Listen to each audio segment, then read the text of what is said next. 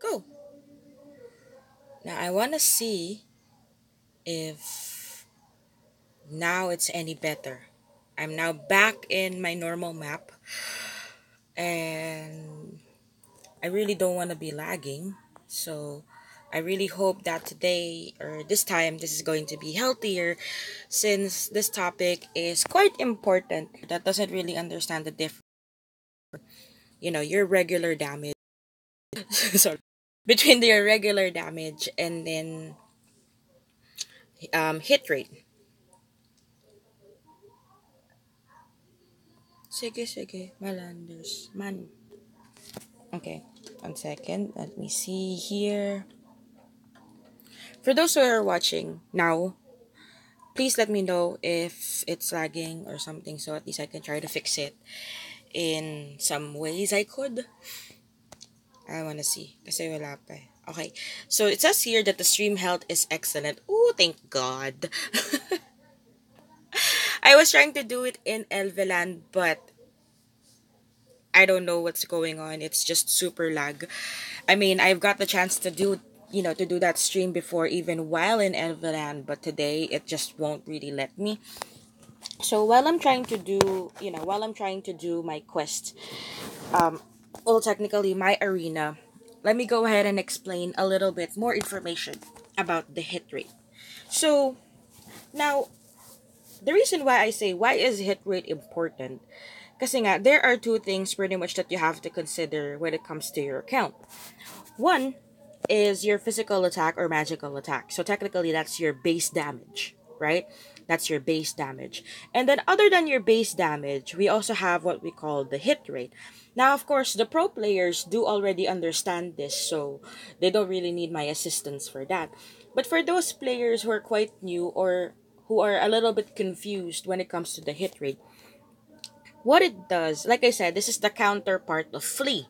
Flee is your dodge, and then hit rate is your accuracy. Okay? So, for example, it's like this. Let's just say, let's just say my damage, let's just say my damage is 100k. Okay? My damage is 100k. And then let's just say my enemy is, for example, excuse me, SPG. SPG is, for example, my enemy. He's my I'm trying to fight him. What hit rate does is it makes your damage accurate. So for example, I'm fighting with SPG. Let's just take SPG, let's just say has 1 million HP, and then me, I only have like around 700, which is that's the reality. Unfortunately, he really does have more than 1 million when it comes to his HP. So, in order for me to kill him really fast, I have to make sure that my 100k damage will hit him, right? And by the way, for this one, for now, forget first the excellency strike, the lucky strike and all that stuff. Let's focus first on the raw damage and then the hit rate, okay? And then we'll advance forward to that as I discuss this information. So, going back, for example, I need to make sure that my 100k damage hits him. Now, the problem is, let's just say SPG's flee is 40,000. So that's a lot, right? So that means if you're going to be considering his 40k damage, or I mean 40k dodge, there's a chance that out of 10 attacks that I'm going to do, let's just say only 4 of my attacks will go through. Because let's just say that my hit rate is only 30k. Yeah, may event kanina sa Elveland. Yes, complete na rin po yung glyph ko. Hi, Justin Alonso. Biglang pumasok lahat ng comment.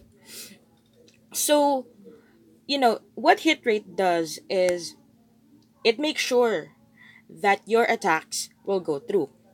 So, yun na nga.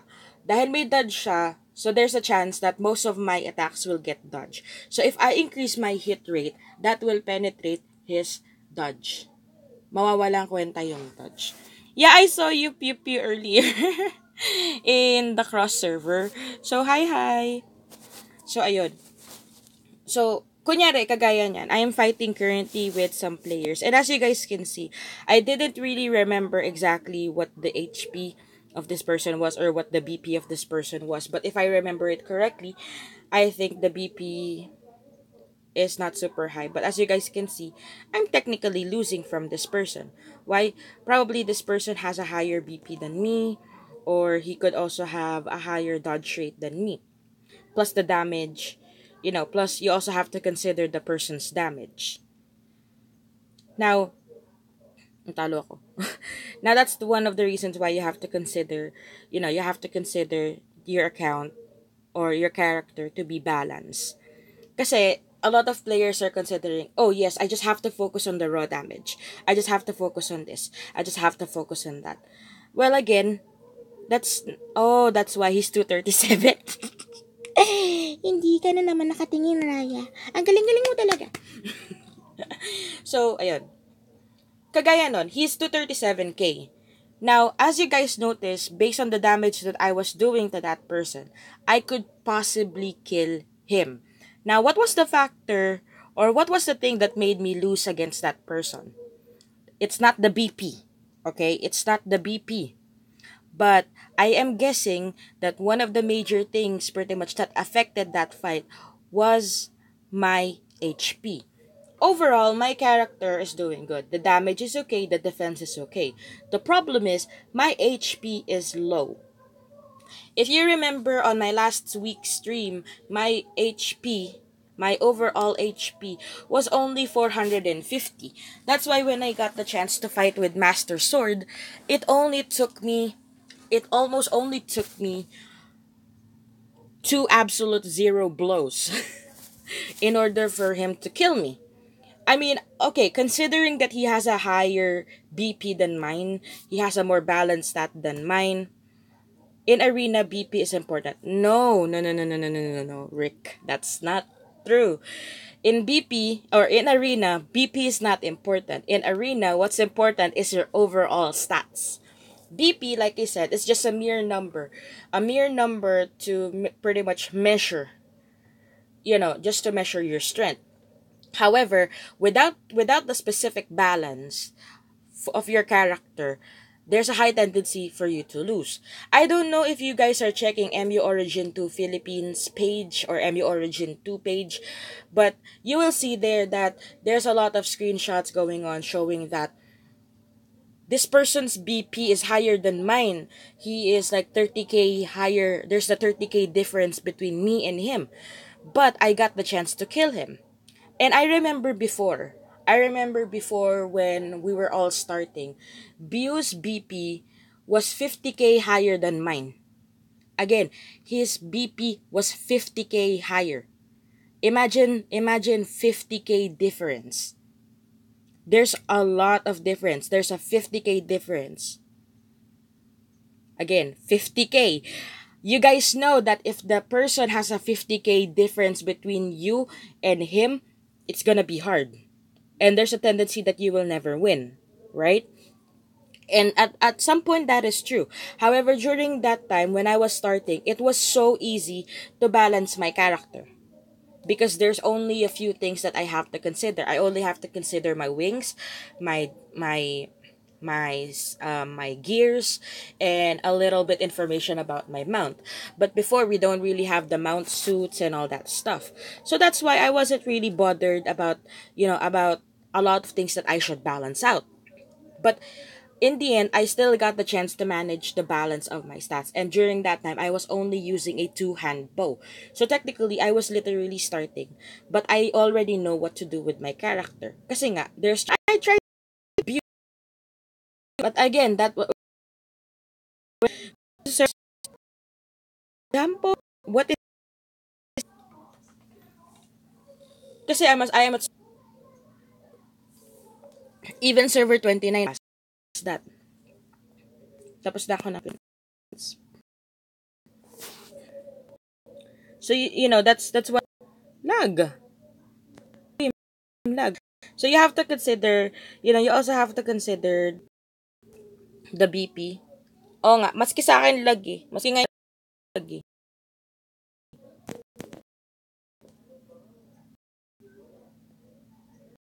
Give me 1 second guys, again. Ah, okay na kanini. Nagloko na naman bigla. Walang siya.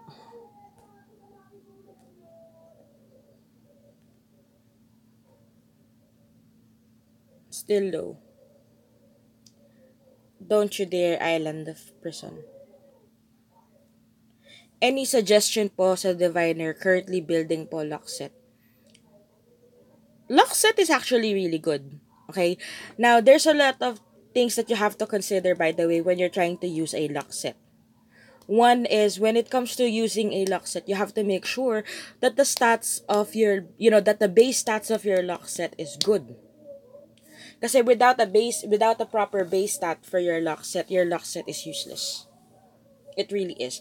And I personally would consider using a Kalima set item or just a set item for my diviner as of the moment. Okay? Kasi right now, what you really need to focus on your diviner is to catch up. Kasi in my end, I am from server 28. When I created my diviner, one of the main problem was actually I upgrade my even my game is lagging. SPG, sa'yo, lag ka?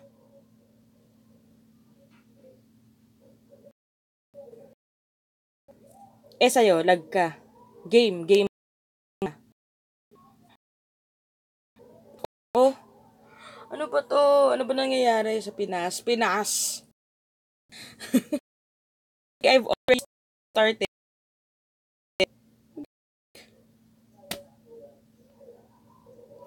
And yes, it's raining, but this has never been before, ha?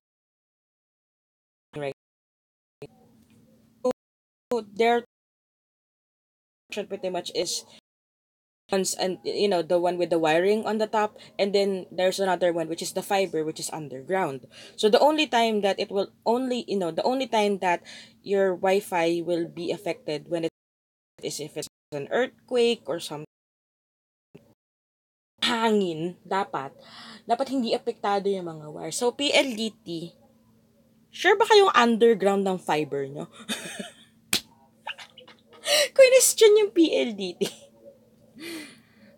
I think I have the right. Nagbabayad naman tayo. Nagbabayad naman. Okay, let's just check. Okay, video output is still low, but can you guys hear me okay?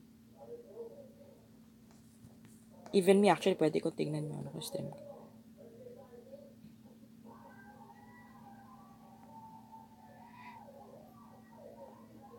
Ayan. Okay, so, feeling ko okay na. Okay na. Kasi pwede ko pakinggan naman yung stream ko sa ano. Fiber lang naman yung sa PLDT. Ayan, okay na. So, just to explain again, for example, right now, I'm using my diviner. Okay? My diviner, a lot of people were asking, diba, I said yesterday that flea is very important. That is true. Flea is very important. But for diviner's case, it's important, but not as important as my hit rate. Okay? So if you're a diviner, if you're a mage, if you're a diviner and if you're a mage, you should listen to me right now. Of course, archers and swordsmen should also listen about the hit rate thingy, but this is more important for diviner as well as for wizards or mage. Okay? So, yan. My diviner right now, one of the things that you have to consider when you're trying to increase your character's attributes is her skills. Okay? Parang sa ML lang yan eh. It's like in Mobile Legends. If you're checking on the character's skills, 'di ba? You would already know what kind of equipment she needs. What kind of equipment he or she needs. That's why when you're trying to build your character, you try to check first what kind of things that they can do. Kunyari, pagpalagay na natin si Angela, my Angela. Angela's Angela's skills is very, very simple, di ba? She only has three basic skills. One is the heal, but at the same time, it's an attack. That every single time you get hit by the same attack, it gets stronger and stronger. And then, meron pang isa, which is yung bind. And then the last one is yung sanib, where she gets fused with another character. Now, when I'm looking at her character, what's important for her? So, after checking, of course, fleeting time is important for her. Kasi she needs to have a better cooldown for her character so that she can keep on getting binded with another character para mas mabilis yung cooldown. So, same goes for MU. Based on your character, all of your character has has a specific stats. Now, as you guys can see, I'm 167k right now for my diviner. It's not high. However, it's decent enough. It's decent enough to fight. Now, I'm gonna try to fight at 169. Now, I wanted to tell you there's a chance for her to lose. Why? Because her BP may be high. However, there's a lot of things that she is lacking. First things first is, of course, her wings. My wings right now for the diviner is only rank 7. Where in other side, their wings is already rank 8, rank 9, and all that stuff. Another thing that you have to consider is the mount level. Pero na VIP ka. Of course, I have to put it on VIP. VIP 3 at least. Why? Why did I consider putting her on VIP 3? Because I am a world boss farmer. If you're a world boss farmer, if you farm world boss all the time, you know, you have to know when is the right time to invest. If you personally, kunyari, if you as a player, you don't really farm world boss, you're not considering to farm world boss, then what's the use of you getting a VIP 3? 'Di ba? So since I personally want to I want to farm boss. That's the reason why I made her into VIP 3 kasi I'm slowly transitioning from archer to her. I really wanted to stop making my archer super strong. Kumbaga, dapat sakto lang. Kaso, I'm kinda noticing na it gets defeated like a lot of times and I don't really like that. So, dahil syempre, palaban ng ate nyo, I'm very, very feisty. So, yun. That's the reason why I end up still making or improving this character. So, again, another thing when it comes to hit rate is it's not just for enemies, okay? You're not just considering improving your hit rate just for fighting other players alone. Having a very high hit rate will also help you into killing world boss. World boss, elite boss, and all that bosses going on. Even Quinton. Why? Because of course, those boss, the higher your level, the better their armor as well as their HP is. So, by improving your hit rate, it intensifies your attack. So, kunyari, let's talk about numbers, okay? So, malaki talaga pagkakaiba. Ng alin? Ng VIP player versus normal player? Hindi naman. Yay! Please let me join. Let me join! Yay! So, eto, kunyari, I'll show you some numbers. Now, right now, if you guys notice, my physical attack is only 78k up to 86k. It's not high. But again, wait for it because of course, I haven't really completed my set yet. Quinton can kill you if you're low defense ka or flee ka din. Actually, with Quinton, you're not really gonna die with Quinton. If Quinton attacks you, he's not the one that's gonna kill you. The one that's gonna kill you is the people that's farming Quinton. Imagine if you're trying to hit Quinton, you got the ownership. Tapos boom, andun si EK, andun si St. Regis, andun si out naman, ano ba naman to, PNDT? Kada ba to, kada humahangin na lang. Nahanginan lang, nakiliti lang ng konti, babagal na, walang iya. Wait nga.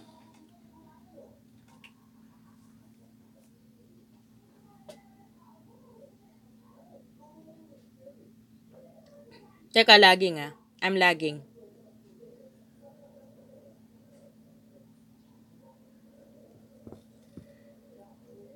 Ayan.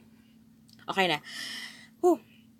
Atin nung WB buff update, napapatay na ako ng Quinton eh. Lol, ako lang mag-isa. Hindi ka daw mahal ni Quinton. Okay, so another thing that you have to consider, kasi I heard that I was lagging earlier, is the damage bonus. Now, my damage bonus is 86.9%, which is not super high. However, I also have a little double damage, a little excellency strike, a little ignore defense is 3%. It's not really that high. Ang bababa ng halos lahat ng buff ko eh. Mababa na yung bumaba yung ignore defense ko. My double damage was low. My excellency strike is a little bit low. My lucky strike of course is low. But however, I can still fight fair. Kaso lugi lang talaga ako sa mga taong malalakas yung gamit. Now, you might be thinking, but Raya, last time I checked your account, your stats were balanced. What happened? Now, this is where your gears plays a big role into your character. Your gears may be only like 2 out of 10 when it comes to building, your character. That's true. Mababa pa yan sa server namin, Rick. This is low. This is really low. Well, I'm comparing myself with my guild members, okay? Guild members. Kumbaga, I am already at rank 32-ish something. But for me, I still really find that low. Why? Because, Rick, imagine, I am the one discussing and also providing information for you guys. If I cannot improve my own stats, then where's my credibility as a streamer to be providing you guys with information when I can't even improve mine, right? But that's why I wanted to explain it, why the stats is like that. I recently changed to an R8 gears. Now, the problem with the R8 gears though is my R8 gears is not complete. So having an incomplete set also provides me an incomplete stats. And comparing my set now versus my set before, my set now is sobrang cringy. Now, I have two ways to improve it. Since I am eligible, or since my character can actually wear an R9, instead of pushing for a complete R8, maybe I can consider pushing for a complete R9. Okay? But the problem though is I see a lot of players having problem with the R9 set. Should I be one of them now? Diba? So that's one. Number two that I'm considering is R8 set. I've been farming R8 boss for quite a while now, and I haven't really looted anything that's amazing. Like something that will, take my breath away when I see the stats, but I haven't really seen one of those. Kaya, it's kind of hard to consider. Now, also, by the way, for the diviner person that was talking to me earlier about asking about the build, when you're trying to make a diviner and you're trying to make a diviner luck set, make sure that you consider these things.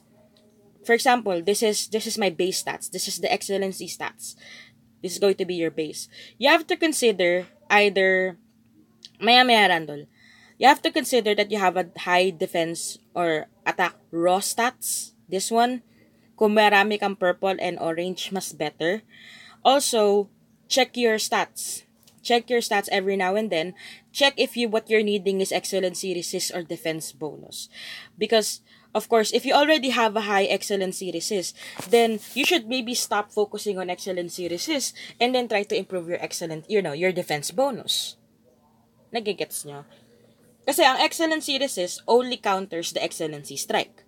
It does not counter anything else. So, kumbaga, kung tayo kunyari maglalaban tayo, you're gonna be fighting with me. My excellency strike is 48%, but your excellency resist is, let's just say, 45%. Lag na naman.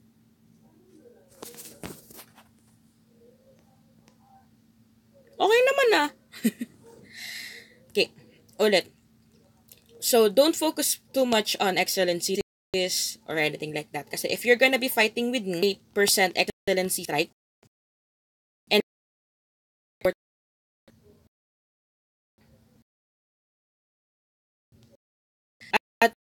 Di ka bonus.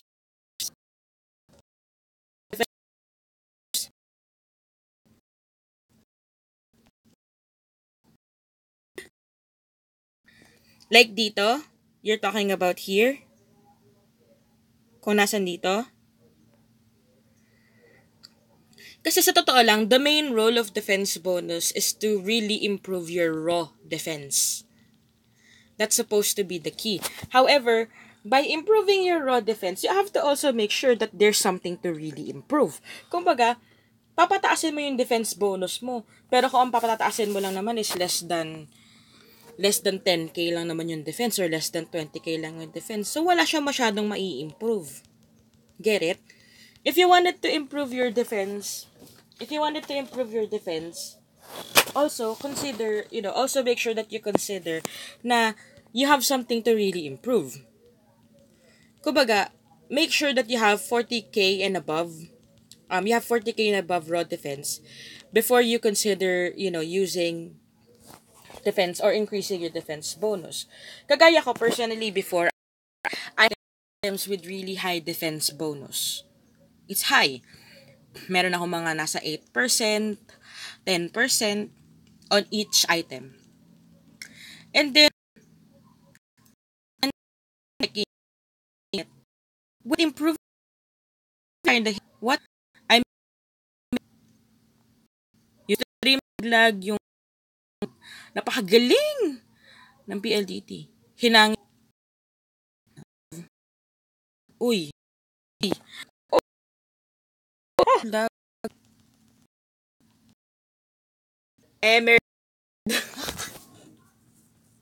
Kung kailan naglag, saka magaganda yung mga nalulot ko.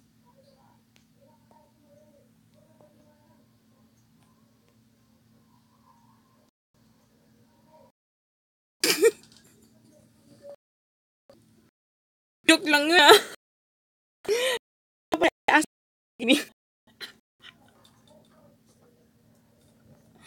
Si Asbag Gaming na ginulo ko yung stream ka.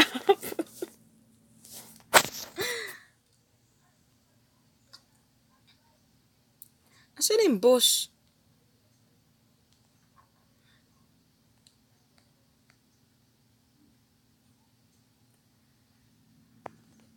Si Agomort nga hindi pa napapatay eh. Hindi ko na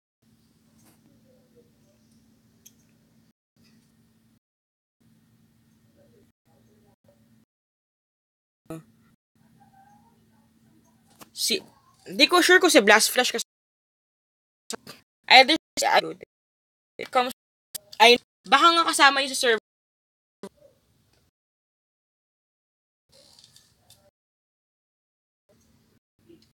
I keep stopping oh. Nabubwisit na ako.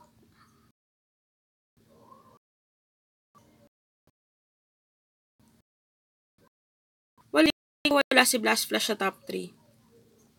I have my doubts that he's there. Kasi I know he did a top up recently, but it's something that we don't really discuss with each other. We don't really ask like I've never really asked Blast Flash like how much have you spent in the game? Ganon. Abugbog PLDT talaga.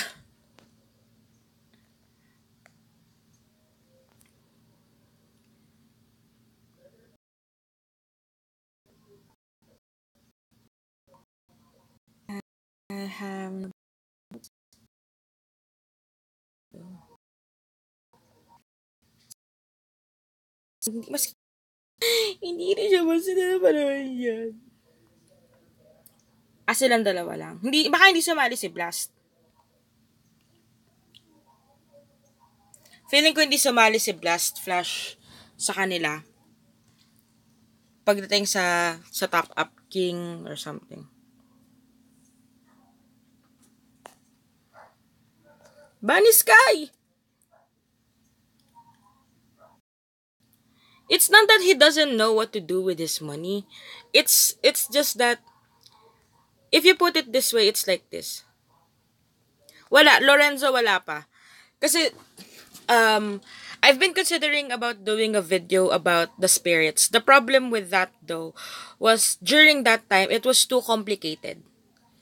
It was too complicated for me to do a video during that time, but I think now I can. Um just give me some time to edit. Just give me some time to edit, and I'll try to provide like a combination for the people with low budget, ganun. Para at least meron kayo mapagbasihan. But it's only for basis purpose. If I do a video about ata or ata yun. I haven't really checked all of Asbag's, video. But usually, yes, it is so overwhelming. Take your time. Love the videos. Thank you, Lorenzo. Kasi yes, that's the thing. That's the thing with spirits. The spirits is actually overwhelming because there's a lot of spirits to choose from. And of course, there are also different characters. It's not something that your spirit hindi. This is Huni. And this is really like you that you either spirit that will help complete what you're missing in your stats, or you pick the spirits that you want and then find the gear that will complete your stats. Ang low quality. Oo, sobrang lag. Oh, kaya nga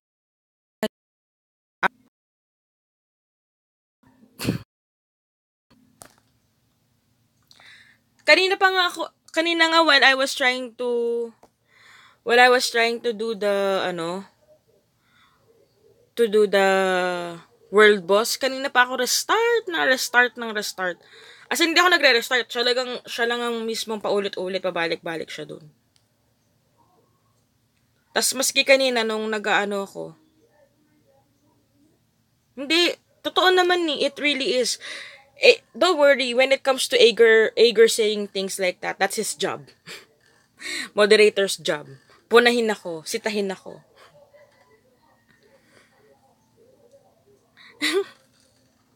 Okay, going back. 100 page dyan. You can handle. And I'll just try to talk about that sometime.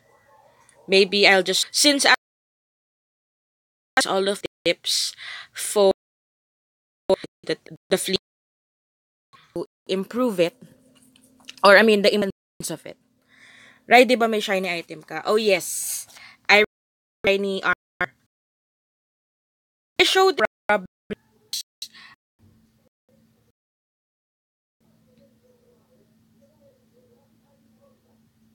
naglalag talaga siya ng sobra. Hindi ko nga alam kung may kalaban pa ako eh. Tsaka medyo kinakabahan tuloy ako mag-ML ngayon sa ganitong klaseng lag. So, okay. Guys, I don't want you guys to suffer like this. Kasi I'm not really the one suffering. I'm just the one explaining. And you guys are the one technically suffering from listening to me lagging all the time like this. Namatay na yung vid sa akin. Kayo na lang, nalilipat din ba yung rank up ng spirits pag pinalitan? Wala, the video output is red, and turn off the stream now, and then I'll just make a consolidated video, like why is hit rate important and all that stuff. Okay, so yun lang. Thank you so much, you guys. I'm really, really sorry for the inconvenience. Sayang. Tinan nyo guys, namatay ako nang hindi ko siya nalabanan. Wala, sobrang low na nung output guys eh. So, instead of waiting for you guys to suffer like this, papatayin ko na lang and then I'll just make a consolidated video, ha?